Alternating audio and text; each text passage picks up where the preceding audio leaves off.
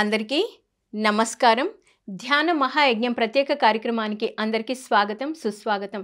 బ్రహ్మర్షి పితామహ పత్రిజీ దివ్య ఆశీస్సులతో పిఎస్ఎస్ఎం వారి సహకారంతో పిఎంసి ఆధ్వర్యంలో సెప్టెంబర్ 16 నుండి 22 వరకు తిరుపతిలో ప్రపంచ శాంతి కోసం ధ్యాన మహాయజ్ఞం జరుగుతుంది.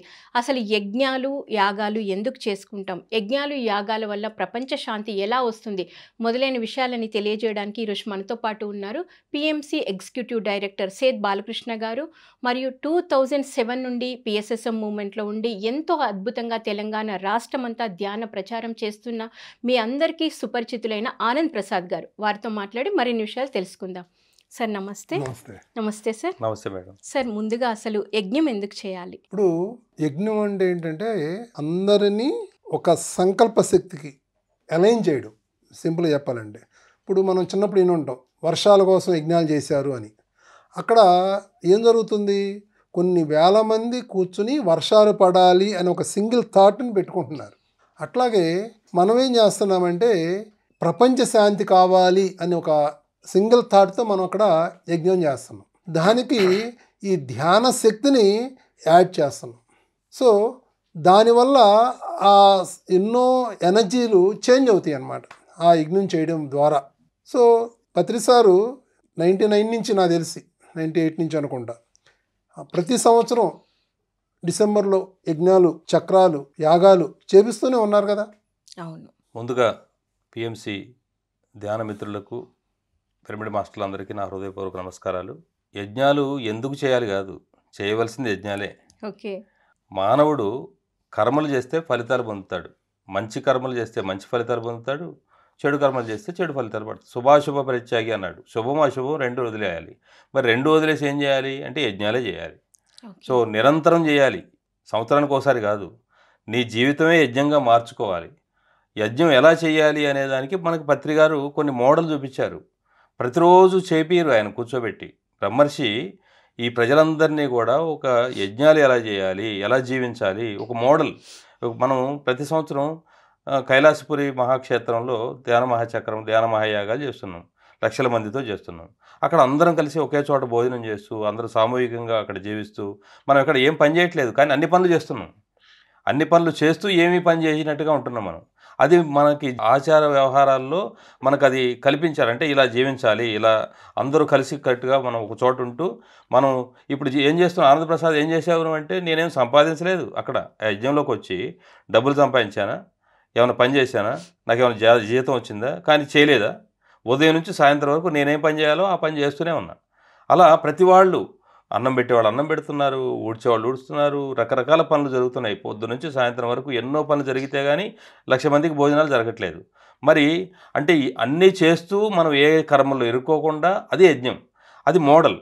మోడల్ అంటే కేవలం 10 రోజులే చేయాలా, నిత్యము చేయాలి.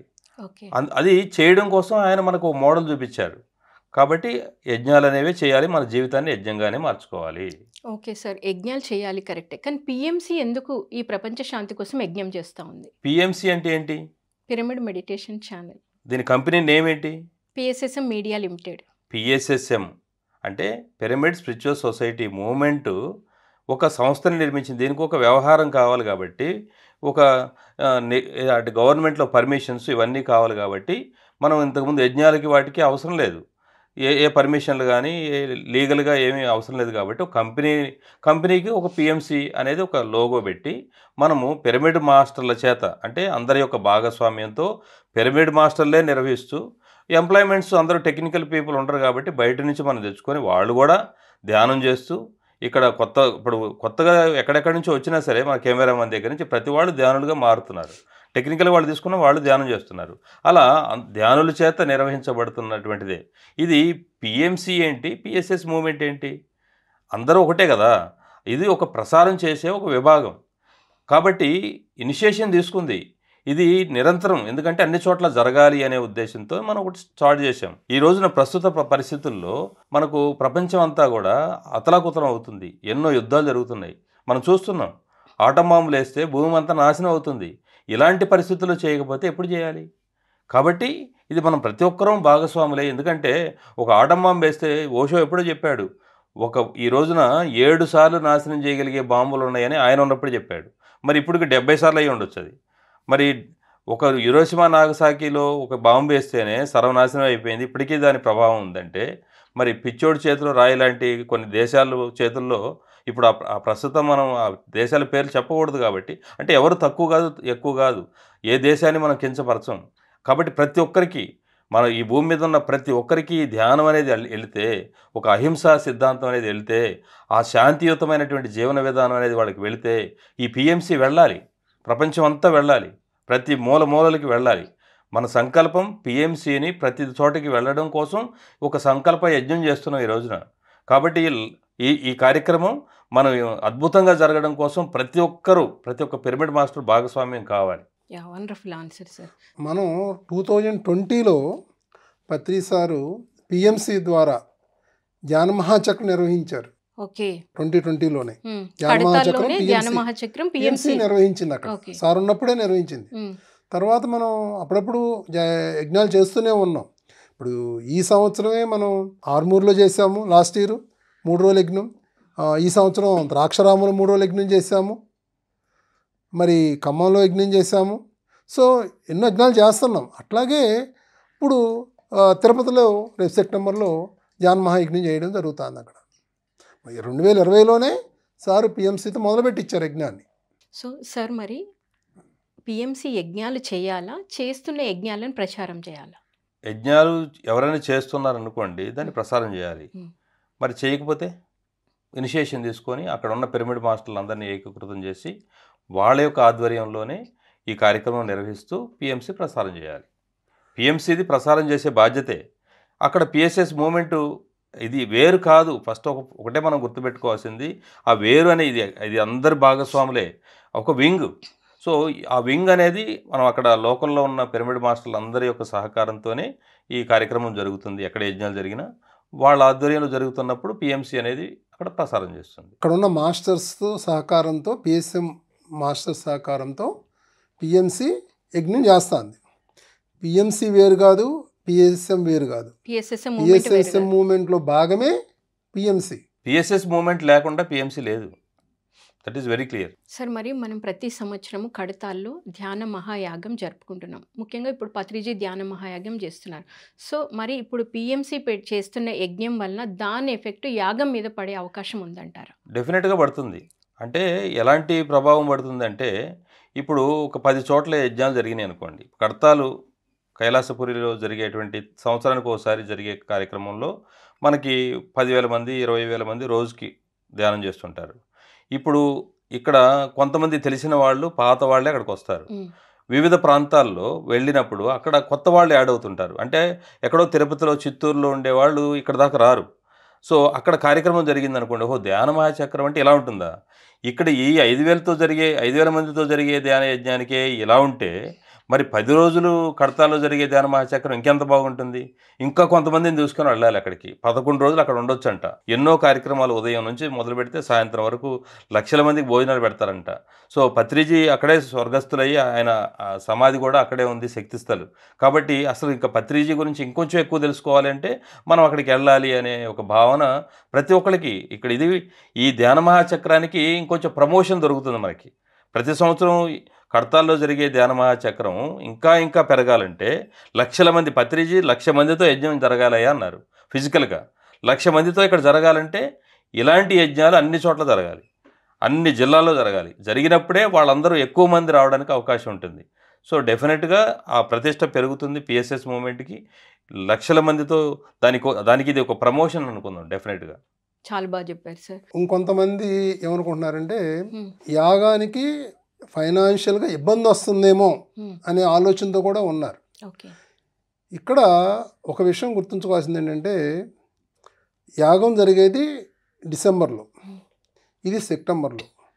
ఒక 3-4 మంత్స్ గ్యాప్ ఉంది, 3 మంత్స్ గ్యాప్ ఉంది.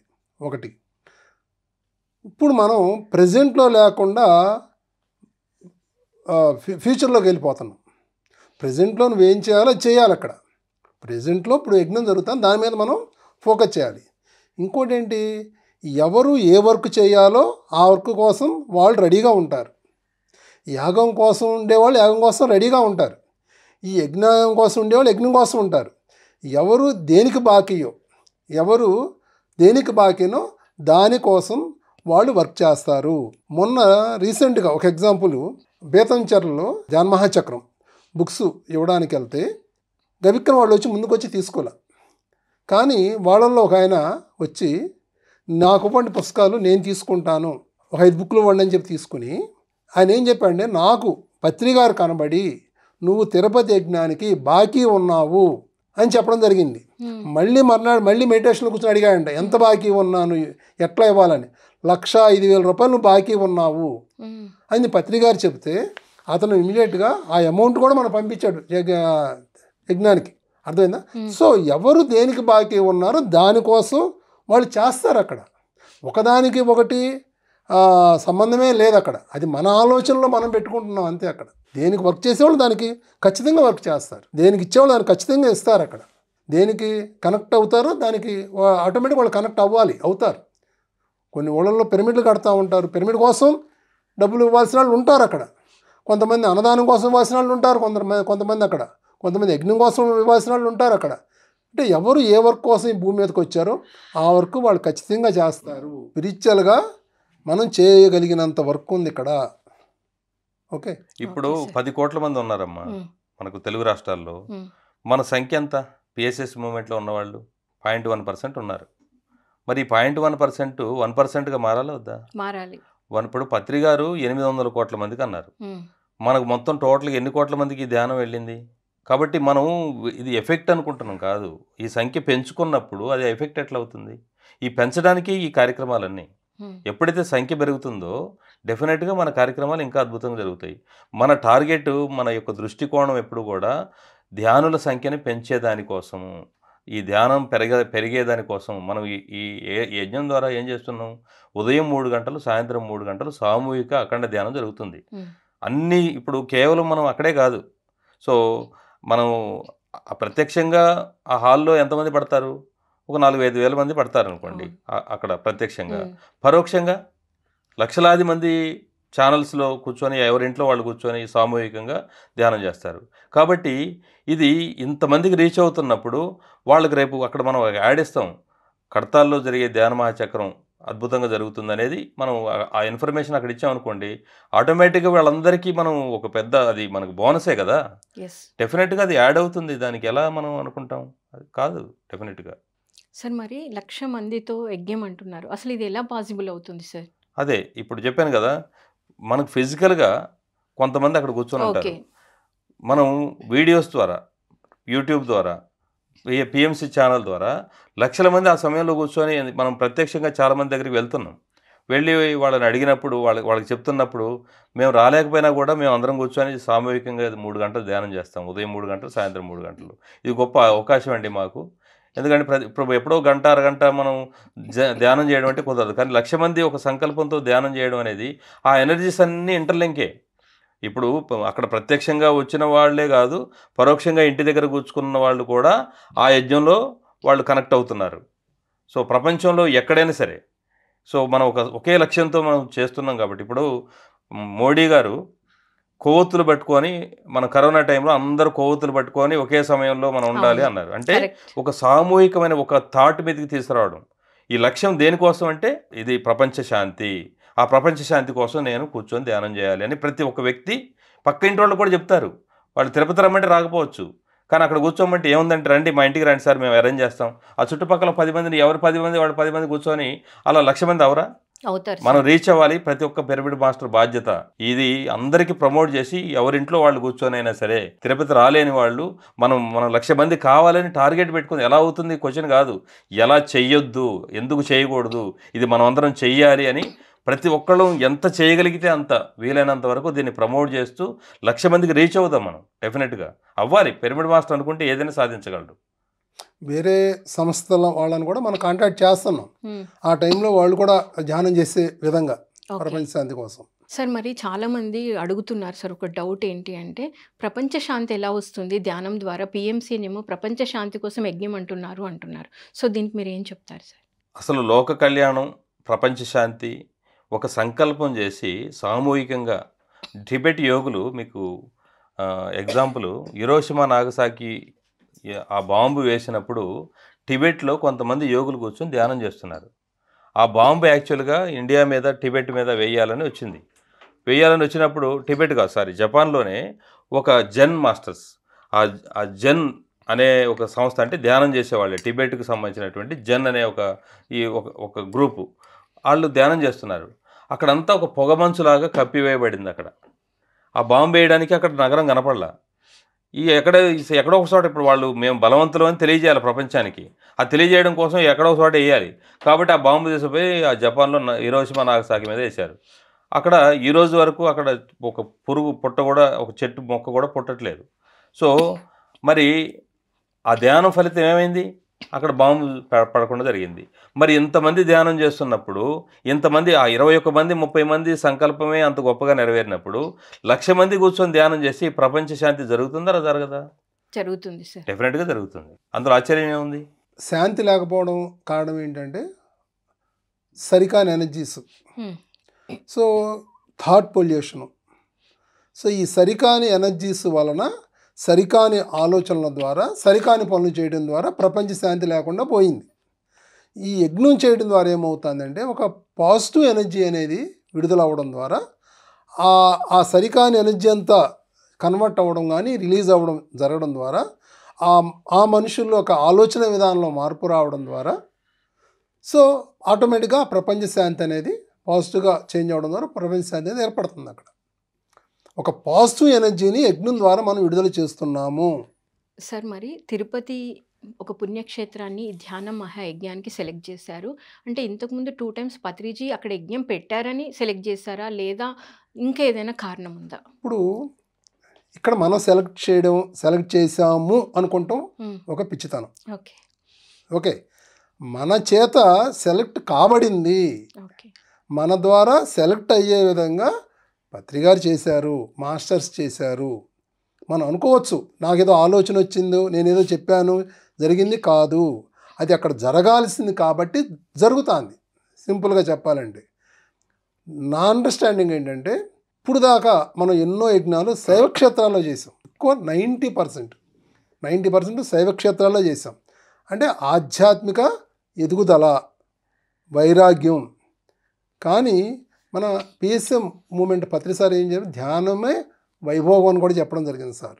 సో తిరుపతి అంటేనే ఒక ప్రాస్పారిటీ, వైభోగం, సంపద. సో ఆ ఎనర్జీలో ఇప్పుడు పెరుడు మాస్టర్ వెళ్ళి కూర్చుంటున్నారు. నాకు తెలిసి ఆ యజ్ఞం తర్వాత పిఎస్ఎం మూమెంట్లో ఫైనాన్షియల్ సపోర్ట్ కూడా చాలా ఎక్కువగా ఉంటుంది. పిఎస్ఎం మూమెంట్లో నేను చెప్పేది ఎవరైతే అటెండ్ అవుతున్నారో వాళ్ళు కానీ, ఎందుకంటే ఒక్కొక్క క్షేత్రానికి ఒక్కొక్క ఎనర్జీ ఉంటుంది. ఇప్పుడు సపోజ్ ఫర్ ఎగ్జాంపుల్ ఏదో సుబ్రహ్మణ్య క్షేత్రాన్ని ఉంటుంది కర్ణాటకలోనే, ఎక్కడో మ్యారేజ్ అవ్వాల్సిన వాళ్ళు వెళ్ళి అక్కడ పూజ చేస్తూ ఉంటారు. ఏం జరుగుతుంది అక్కడ?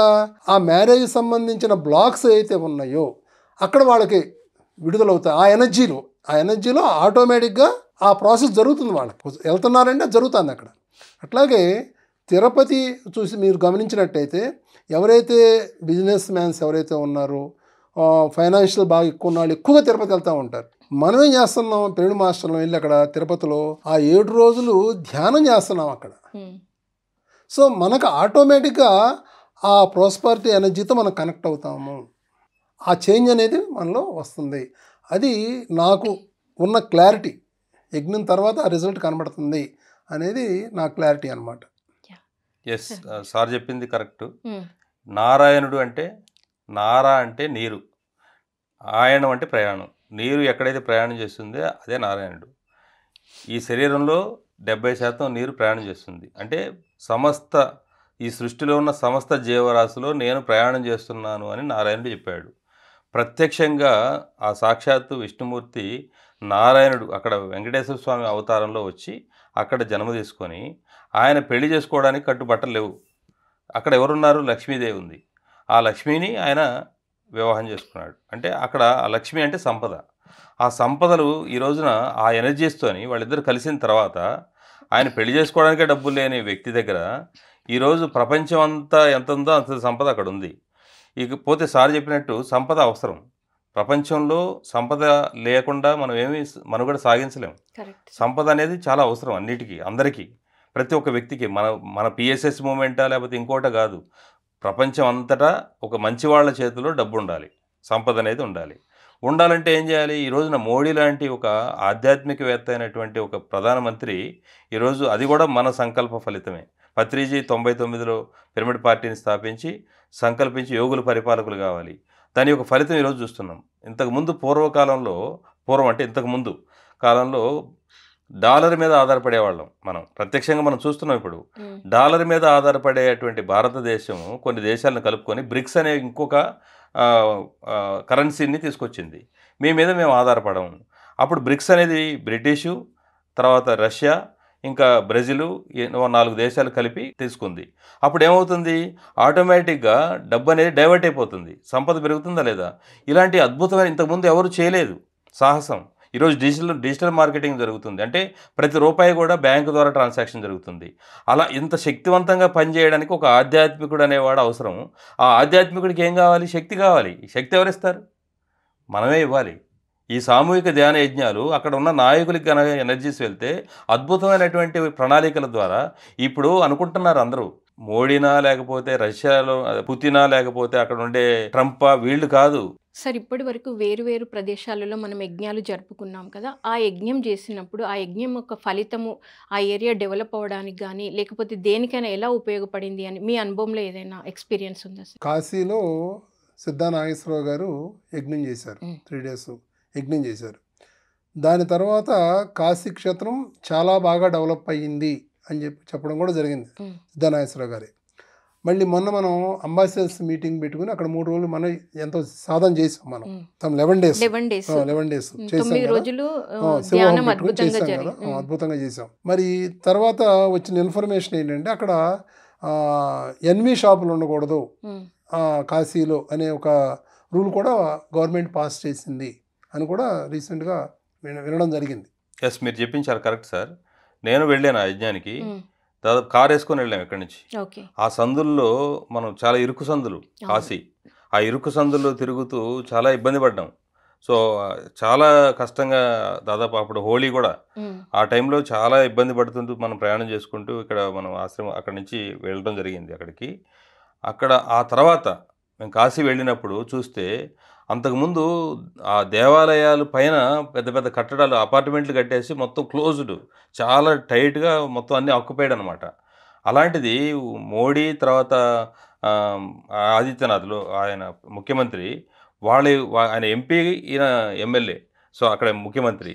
సో వాళ్ళు మరి ఆధ్యాత్మికవేత్తలు కాబట్టి వాళ్ళు ఏం చేశారు, అక్కడ మొత్తం కంప్లీట్ క్లీన్ చేసి పడేసి రాత్రికి రాత్రే మొత్తం డిమాలిష్ చేసేసి అద్భుతంగా విశాలంగా చాలా అసలు కాశీ క్షేత్రమేనా ఇది అనేటువంటి పరిస్థితి నుంచి ఇదిరా కాశీ క్షేత్రం అనే ఒక పరిస్థితిలోకి తీసుకొచ్చారు. అది డెఫినెట్గా నేను గుండెల మీద చేసుకొని చెప్పగలను, అది మన యజ్ఞ ఫలితం అని. అలాగే ఆ తర్వాత 11 రోజులు శివోహం ప్రోగ్రాం తర్వాత అంతకుముందు చూస్తే నాన్ వెజ్, సార్ చెప్పినట్టు అసలు మేకలు, కోళ్ళు, ఎద్దులతో సహా శివుడు దేవాలయం ముందు మామూలుగా దేవాలయాల చుట్టూ మిఠాయిలు మనకి ఇట్లాంటివి లేదా కొన్ని అమ్మడం అనేది మనం చూస్తుంటాం. తిరునాళ్ళలో కానీ అక్కడెక్కడ దేవాలయాలకి బొమ్మలు అట్లాంటివి చూస్తుంటాం కదా. వాళ్ళు పెద్ద పెద్ద మాంసపు ముద్దలు అక్కడ అమ్ముతుంటే చాలా జుగుప్స అనమాట, మనకి ఒళ్ళు జలధరించిపోయేటువంటి వాతావరణం అక్కడ. సో అలాంటి పరిస్థితి నుంచి మొన్న రీసెంట్గా 2 కిలోమీటర్ల సరౌండింగ్స్లో ఇది ఉండకూడదు అనేది శాసనం చేసేసారు. అది ఈ శివోహం ఫలితం అని మనం ఖచ్చితంగా చెప్పొచ్చు. కావాలంటే మనం చూసుకోవచ్చు, డెఫినెట్గా ఫలితం ఉంటుంది. రేపు మనం జరగబోయేటువంటి సెప్టెంబర్ 16 నుంచి 22 వరకు తిరుపతిలో జరిగే యజ్ఞం తర్వాత అద్భుతమైనటువంటి ఫలితం ప్రతి ఒక్కరూ చూస్తారు. సార్, పిఎంసి ఈ ధ్యాన మహాయజ్ఞం అనేది మనీ కోసమే చేస్తుందా? పిఎస్ఎం మూమెంట్లో ఎన్నో యజ్ఞాలు జరిగినాయి. ఎన్నో చోట్ల ఎంతోమంది ఎన్నో రాష్ట్రాల్లో యజ్ఞాలు జరిగినాయి. అందరూ కూడా డబ్బుల కోసమే చేశారా? లేదు కదా. ఇప్పుడు యజ్ఞం చెయ్యాలి కాబట్టి అక్కడ జరగాలి కాబట్టి అక్కడ జరిగింది. అక్కడ అసలు ఆ ఆలోచన బుర్రలోకి ఎందుకు రావాలి? మన బుర్రలోకి అంతే, కరెక్ట్ కదా. మరి ఇన్ని సంవత్సరాల నుంచి 99 నుంచి ఇప్పటి వరకు ఎన్నో యజ్ఞాలు దేనికోసం చేస్తున్నాం? కొత్త వాళ్ళు ధ్యానంలోకి రావాలి, వస్తున్న వాళ్ళు నిలదొక్కుకోవడానికి, ప్రపంచ శాంతి కోసం అన్ని విధాలుగా చేస్తూ వస్తుంది. డెఫినెట్గా దాంట్లో డబ్బు కోసం అనే క్వశ్చన్ కాదు అది. డెఫినెట్గా ఏది రావాలో అది వస్తుంది. యజ్ఞం చేసిన తర్వాత యజ్ఞం ఫలితం ఏది రావాలో అది వస్తుంది. అది భగవంతుడి ఇష్టం. అంటే శ్రీకృష్ణ పరమాత్మ చెప్పినట్టు చేయడం వరకే మీ పని, కానీ ఫలితాన్ని కర్మణ్యేవాధికారస్తే మా ఫలేషు కదాచన మా కర్మ ఫల హేతుర్భో మాతే సంగస్తో కర్మణి. సో కర్మలు చేయడం మన వంతు, అది యజ్ఞాలు చేయాలి, ఫలితం ఆశించకుండా చేయాలి. కాబట్టి సామూహికంగా మనం చేసేది యజ్ఞం. యజ్ఞం చేస్తే యజ్ఞ ఫలితం అనేది ఖచ్చితంగా ఉంటుంది. యజ్ఞ ఫలితం అనేది ఖచ్చితంగా ఉంటుంది అక్కడ. సో మరి మీరు ఒకవేళ మనీ కోసం చేయట్లేదు, ఒకవేళ చేస్తున్నారు అనుకుంటే మీరు అనుకున్నంత మనీ రాకపోతే ఎలా? భగవద్గీతలో ఏం చెప్పాడు ఆయన? అకర్మగా ఉండడానికన్నా కర్మలు ఎక్కువ చేయమన్నాడు. ముందు కర్మ చెయ్యాలి, అక్కడ ఆ కర్మ ఫలితం అనేది ఆటోమేటిక్గా పొందుతాం. సరైన ఫలితమా సరికాని ఫలితమా అనేది పక్కన పెడితే అసలు కర్మ అంటూ చేయాలిగా. అసలు కూర్చోమని ఎక్కడ చెప్పలేదే. ఆ కర్మ అనేది అక్కడ చెయ్యాలి. అక్కడ ఆ కర్మ ఫలితం అనేది అది ఆటోమేటిక్గా మనం పొందాలి. ఒక నీడలాగా పత్రిసారి ఏమన్నారు, నువ్వు ఈ కర్మ ఫలితం నీ నీడలా నీ ఎమ్మటే ఉంటుంది అని చెప్పారు చక్కగా. సో అందుకని మనం ఏదైతే మంచి పని అనుకుంటున్నామో దాన్ని మనం చెయ్యాలి. ఒక యజ్ఞం చేస్తున్నాము, ఒక గొప్ప ధ్యానం చేస్తున్నాము, పిఎంసి ద్వారా అది నిర్వహించబడుతుంది అన్నప్పుడు ఖచ్చితంగా ఆ ఫలితం అనేది పిఎంసి పొందుతుంది. ఏ రూపంలో పొందుతుంది అంటే అది మనం చెప్పలేము. అక్కడ ఆ కర్మగా మాత్రం ఉండకూడదు, కర్మ అనేది చెయ్యాలి. సో మన చేతనైన కర్మ మన ద్వారా మాస్టర్స్ ఏదైతే నిర్వహించాలనుకుంటున్నారో అది మనం నిర్వహిస్తున్నాం అంతే. అక్కడ మనం చేయడం లేదు, అక్కడ మన ద్వారా జరుగుతుంది. అక్కడ మన ద్వారా చేపించుకుంటున్నారు ఆ పత్రికారు, ఆ మాస్టర్స్ మన ద్వారా చేపించుకుంటున్నారు అంతే. అట్లా కనబడుతుంది అంతే, మనం ఏదో చేసినట్టు, సంబంధమే లేదు. Very simple madam. కర్మను అకర్మగా, అకర్మను కర్మగా చేయాలి. ఓకే, అంటే కర్మ ఏంటి అంటే పనులు, మనం నిత్యం చేసే వ్యాపారాలు, ఉద్యోగాలన్నీ ఇవన్నీ కర్మలు. ఈ కర్మలు ఎలా చేయాలంటే అకర్మగా చేయాలి. కాబట్టి చేస్తున్నా, నా ఫలితం వస్తుందా రాదా అనేది కాదు. మరి అకర్మ అంటే ఏంటి? ధ్యానం ఏం చేయకుండా ఉండడమే అకర్మ. ఇది కర్మగా చేయాలి, ఇదే అసలైన కర్మ. ఇలా ఎవరైతే అంటే మనము కర్మలు నిరంతరం చేయాలి. ఏం కర్మలు చేయాలి? సుకర్మలు చేయాలి, దుష్కర్మలు చేయకూడదు. దుష్కర్మలు చేయకుండా సత్కర్మలు చేయాలి. ఆ సత్కర్మలు యజ్ఞాలుగా చేయాలి. అంటే ఆ సత్కర్మల కంటే ఇంకా యజ్ఞాలు అనేది ఫలితం. మరి ఫలితం అనేది సమత్వం యోగ ఉచ్యతే.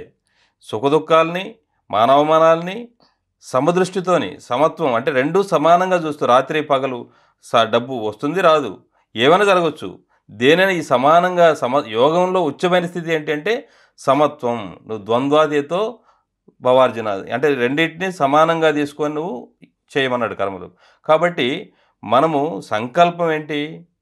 పిఎంసి అభివృద్ధి, విశ్వశాంతి, లోక కళ్యాణం. ఈ రెండు. పిఎంసి అభివృద్ధి జరగాల వద్దా? జరగాలి. ఎందుకు జరగాలి?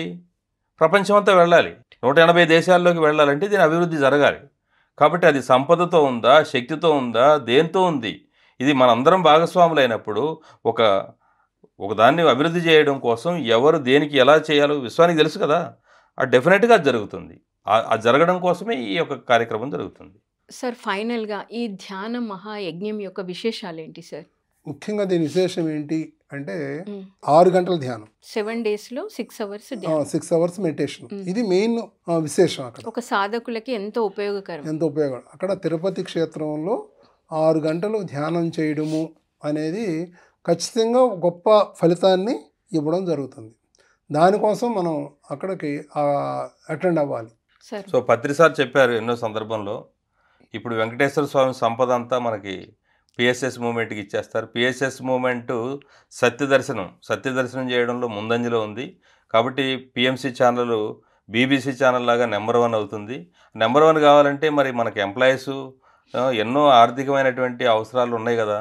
కాబట్టి పిఎంసి అభివృద్ధి చెందాలంటే ఆర్థికపరమైనటువంటి అభివృద్ధి కావాలి. ప్రతి పిరమిడ్ మాస్టర్ కూడా ఆర్థికంగా ఉన్నత స్థాయికి వెళ్ళాలి. మనం పిరమిడ్ మాస్టర్లు అందరి దగ్గర సంపద ఉందనుకోండి, కాబట్టి ఇంకా ఎన్నో కార్యక్రమాలు జరుగుతుంటాయి. కాబట్టి ఈ యజ్ఞం యొక్క ఫలితం ప్రతి ఒక్క పిరమిడ్ మాస్టరు సంపదలతో తొలతోగాలనేదే లక్ష్యం.